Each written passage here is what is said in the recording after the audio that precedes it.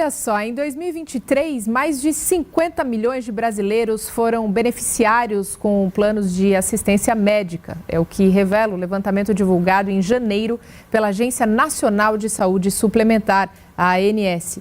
Esse número demonstra que uma parcela considerável da população consome serviços médicos da rede privada e reflete a importância também dos planos de saúde como complemento ao sistema público, o SUS. Contudo, a relação entre operadoras e usuários continua enfrentando problemas. Os reajustes anuais sem autorização prévia da ANS, rescisões unilaterais de contratos e dificuldades nas coberturas dos planos são alguns dos motivos que levam a uma crescente nos casos judiciais envolvendo essas causas, então. Essas questões afetam principalmente aqueles que estão vinculados aos planos de saúde coletivos, que representam mais de 82% do mercado de saúde suplementar. É para falar mais sobre este assunto que o quadro Fala Defensoria de hoje recebe o defensor público Luiz Fernando Babi Miranda, coordenador auxiliar do Núcleo Especializado de Defesa do Consumidor da Defensoria. Seja bem-vindo, doutor. Mariana, bom dia. Bom dia a todos e todas que nos assistem. Queria agradecer mais uma vez o convite para poder participar desse quadro. Nós aqui agradecemos a sua presença, ainda mais hoje, para falar de um tema tão em voga, tão importante, que atinge toda a população, não só paulista, mas brasileira e mundial. Essa questão dos planos de saúde, sejam eles quando privados ou o sistema público, né, o Sistema Único de Saúde, sempre gera conflitos nessa questão de relação de prestação de serviço. Agora, quais são as diferenças dos principais serviços da saúde pública para os serviços particulares? Então, as diferenças principais são que o Serviço Público de Saúde, Sistema Único de Saúde, o SUS, ele é um serviço de saúde integral, gratuito e universal. Essas são as regras, os princípios que regem o SUS. Ou seja, ele é um serviço que ele é custeado pelos tributos, então quem precisa do serviço não vai precisar pagar mais nada quando é atendido. Ele é universal, ou seja, toda pessoa que precisa vai ter direito a ser atendido. E é integral, que ele atua tanto naqueles casos que a pessoa vai para uma UBS, para um pronto-socorro ou uma internação hospitalar, quanto também precisa de um medicamento para tratar de saúde na casa. Os planos de saúde, por outro lado, né, que eles integram a saúde suplementar, eles dependem de uma contratação específica, então o consumidor ele precisa pagar pelo serviço, né, na mensalidade todo mundo paga. Ele não é, como eu falei, não é universal porque só tem direito à saúde suplementar aqueles que têm um contrato com um plano de saúde que vai fazer frente a essa cobertura e na rede credenciada que foi contratada. E ele não necessariamente ele é integral. Por quê? Porque ele tem uma cobertura que é prevista pela ANS, pelo rol de procedimentos da Agência Nacional de Saúde Suplementar, mas a própria lei de plano de saúde, ela, por exemplo, não prevê como regra, né, o fornecimento de medicamentos para tratamento domiciliar. Então você tem uma restrição dos serviços que a pessoa teria na saúde suplementar em relação àqueles que ela teria na saúde pública. Agora, como nós já comentamos aqui na abertura, por exemplo, dessa entrevista, existe a regulamentação. Agora, como é feita? Porque muitas vezes essa regulamentação é o que gera a maior parte dos entraves, né? Sim. Então, eu acho que até para falar um pouco da regulamentação, é importante talvez fazer um contexto ali de como que ela surgiu. O mercado de plano de saúde, ele começou aqui no Brasil, ele começou a se desenvolver um pouco mais na década de 80, mas principalmente nos anos 90. Nesse momento, já tinha um Código de Defesa do Consumidor. Então, eram regras que se aplicavam aos planos de saúde como um todo, porque é uma relação de consumo. Mas mesmo com o Código de Defesa do Consumidor se aplicando aos planos de saúde, isso não era algo que evitava os problemas. Até hoje, a gente tem isso, uma discussão. Será que isso está no CDC protege, não protege, fornecedores que tentando inovar na forma de prestar o serviço e às vezes tendo uma conduta que não é tão adequada aos direitos do consumidor. Por isso, com relação aos planos de saúde, até porque é um serviço assim muito essencial, é um serviço que a gente espera não precisar, mas espera que quando precise ele esteja lá para prestar o serviço, né, para a gente ter essa garantia, essa cobertura para a nossa saúde, para a saúde dos nossos familiares.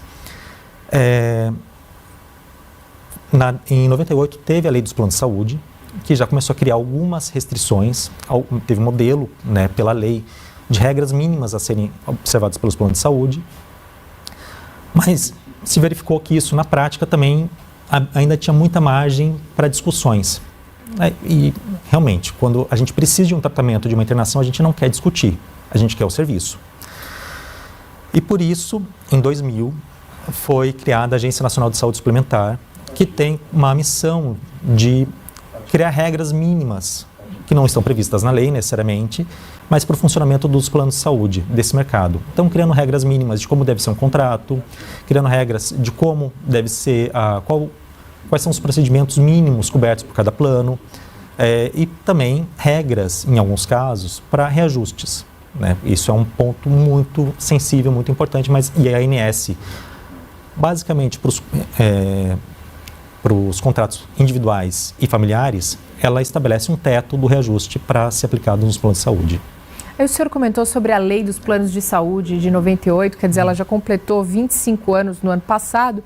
E aí, como o senhor avalia ela hoje, né? Ainda é necessário muito ajuste ou a realidade da lei criada há 25 anos ainda se aplica hoje? A gente sabe que, com relação aos consumidores, ainda essa lei é uma grande incógnita, porque grande parte dos consumidores, ou seja, dos usuários de plano de saúde, não conseguem entender na integralidade. É como se existissem muitas brechas, né? Então, a lei de plano de saúde ela foi um avanço muito grande na época em que ela foi criada. Por exemplo, quando a gente fala do rol de procedimentos. Antigamente, antes da lei de plano de saúde, ou melhor, antes da ANS, cada operador de plano de saúde incluía no contrato aquilo que ela achava que era importante ou não. Então, e o consumidor ele não lê, e até não tem conhecimento técnico para ler todos os procedimentos, para saber se precisa disso ou precisa daquilo. A medicina evolui. Então, isso precisa ser atualizado. Então, quando as operadoras fixavam no contrato, né, estabeleciam no contrato tudo aquilo que o consumidor teria direito, muita coisa poderia ficar de fora. E, mais uma vez, o consumidor só descobria que ficava de fora no momento que ele realmente precisava de um tratamento. Então, a lei de plano de saúde, primeiro, foi um avanço, mas há alguns pontos que ainda precisam de aprimoramento. Há no Congresso Nacional vários projetos tentando atualizar a lei, alguns que acabam fragilizando os direitos dos consumidores, sob a alegação de que criariam planos populares, mas o grande problema desses planos é o mesmo do anterior. Você não tem como o consumidor analisar se todos os procedimentos que ele precisa estão no plano. Mas tem algumas regras que seriam importantes serem colocadas na lei. Por exemplo, regras sobre o reajuste de planos coletivos, que hoje a ANS ela não fiscaliza, ou melhor, ela não define os valores do reajuste de planos coletivos. E a gente tem notícia de planos que aumentam 30%, 40%, 50% por ano. Então, seria importante, por exemplo, que houvesse essa previsão expressa na lei de plano de saúde, que a ANS ela precisa regulamentar os planos coletivos, que hoje eles representam cerca de 80%, 82% de todo o mercado. Então, esse, por exemplo, seria algo muito importante de ser feito. E aí, quando a gente fala em desafios, né, ou até mesmo, como o senhor falou, sugestões de aperfeiçoamento ainda que tem que haver nessa lei, quais são os principais desafios que esses usuários enfrentam hoje e que chega na ponta, no caso, para vocês na Defensoria? Então, a gente tem alguns problemas que, infelizmente, eles são cotidianos. Os consumidores, em geral, quando eles vão reclamar, acho que assim, primeiro ponto, reclamar custa muito para o consumidor. O consumidor ele quer o direito garantido, ele quer resolver o problema. Se o problema é resolvido, ele não vai reclamar, ele não vai no PROCON, ele não vai na Defensoria Pública, ele não procura o Ministério Público, ele acaba aceitando. E, infelizmente, muitas vezes, por essa dificuldade de acessar os canais de defesa do consumidor, não é uma dificuldade dos canais em si, mas da pessoa ter que parar o trabalho, ter problemas pessoais e tudo mais, ela acaba aceitando soluções que não são as ideais, ou aquelas soluções que preservariam um direito que ela tem. Mas hoje, na Defensoria Pública, então, o que chega mais? São discussões, primeiro, sobre a cobertura dos planos de saúde, o rol de procedimentos. Por quê? Nesse caso, as operadoras entendem que se não está no rol, elas não são obrigadas a fornecer o serviço. Ainda que a gente tenha uma lei que atualizou a Lei de Plano de Saúde de 2022, que estabeleceu situações em que, se você não tem uma previsão expressa no rol, mesmo assim a operadora seria obrigada se cumprisse alguns requisitos. Primeiro, fosse necessário, realmente necessário para o caso individual, se houvesse evidências científicas de que o tratamento ele é um tratamento que funciona, ou, eventualmente, se ele foi aprovado, por exemplo, pelo CONIMED. Então, tem algumas regras que flexibilizam o rol. Mas as regras elas não são necessariamente observadas, e isso faz com que os consumidores precisem procurar a defensoria, os PROCONs, para que elas possam ter esse direito básico atendido. Outro problema que surge é o descredenciamento de profissionais de clínicas, né? Então, principalmente quando a pessoa faz um tratamento prolongado, né? Pessoas, por exemplo, com TEA, transtorno do espectro autista, o descredenciamento de uma clínica pode causar um transtorno muito grande, um problema muito grande para aquele tratamento específico. Então, são situações como essa que acabam chegando na Defensoria Pública. E, muitas vezes, também como reajuste, mas como eu falei, às vezes o consumidor prefere tentar procurar um plano mais barato do que discutir se o reajuste aplicado ele é legal ou não, se ele é correto ou não. E com relação aos planos de saúde coletivo, quais são os principais entraves, os principais desafios hoje? Com relação aos planos coletivos, a gente tem talvez dois grandes problemas que eles dizem respeito quando a pessoa precisa do tratamento e não consegue. Então, ou melhor, que ela quer que continue o plano, que ele continue de forma indeterminada, mas por algum motivo ele encontra uma dificuldade. Então, hoje, por exemplo, a gente tem um problema dos coletivos sobre uma falta de regulamentação sobre o reajuste, principalmente para os planos com mais de 30 vidas. Então, os coletivos, eles têm os coletivos pequenos, eu sei que isso não está na lei, mas são aqueles contratos que têm até 30 vidas. E acima de 30, a ANS ela não regulamenta o reajuste, ele deixa isso para o mercado. Só que não dá para imaginar uma empresa com 50 pessoas negociando com uma grande operadora de plano de saúde em uma relação de igualdade. Então, elas acabam ficando muitas vezes sujeitas aos reajustes que são exigidos e sem poder de negociação. Então, o primeiro ponto dos planos coletivos seria a necessidade de regras mais claras e eficientes para o reajuste. E um segundo ponto, que esse eu acho que a gente está vendo nos jornais, notícias muito recentemente, do cancelamento de planos de saúde. Os planos de saúde individuais e familiares, eles não podem ser cancelados pela operadora, salvo em casos que a pessoa ela deixou de pagar ou eventualmente teve uma fraude no momento da contratação. Por entendimento do Superior Tribunal de Justiça, do STJ, essa mesma regra vale para os planos até 30 vidas, os coletivos. Acima de 30 vidas, as operadoras elas podem cancelar os planos de forma sem precisar apresentar nenhuma justificativa. É óbvio, tem algumas exceções, mas ali dá a obrigatoriedade de manter o tratamento da pessoa que está internada, enfim, que está fazendo um tratamento de saúde que possa colocar em risco sua vida ou a integridade física. Então, nesse caso, a pessoa tem direito a manter. Mas hoje não tem uma regra que impeça os planos de saúde de rescindirem unilateralmente esses contratos. E aí a gente vê as pessoas, principalmente aquelas pessoas idosas, que estão em tratamento caro, mas que não é necessariamente um tratamento que a pessoa está internada, elas têm os planos cancelados de forma unilateral, recebem essa informação e têm 60 dias para tentar procurar um novo plano. Muitas vezes elas têm dificuldade para conseguir um novo plano.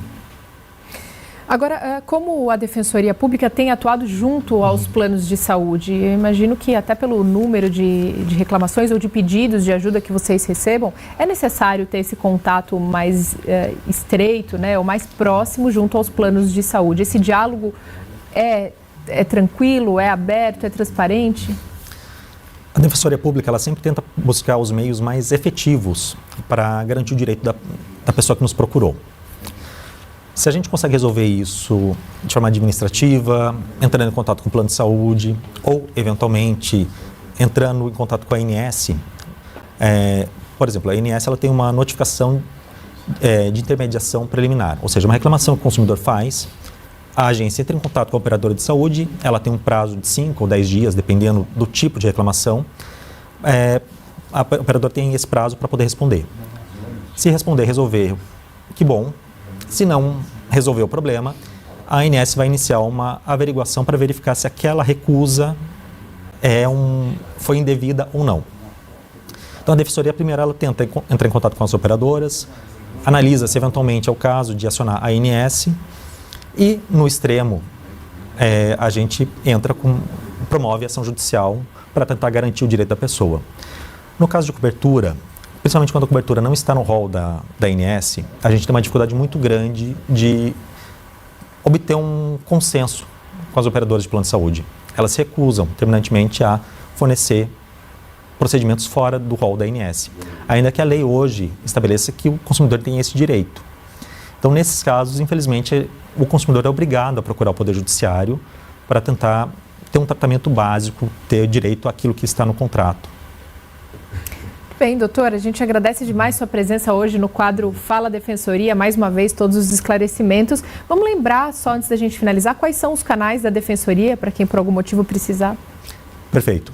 Então, se alguém tem algum problema, algum problema jurídico, tem uma dúvida, pode entrar em contato com a Defensoria através do site www.defensoria.def.sp.br ou pelo telefone 0800 773 4340. A ligação é gratuita e por esses dois canais é possível agendar um atendimento que pode ser tanto presencial quanto remoto. Muito bem, no Estúdio Alesp de hoje, Dr. Luiz Fernando Babi Miranda, defensor público. Mais uma vez, muito obrigada. Mariana, eu que agradeço a oportunidade.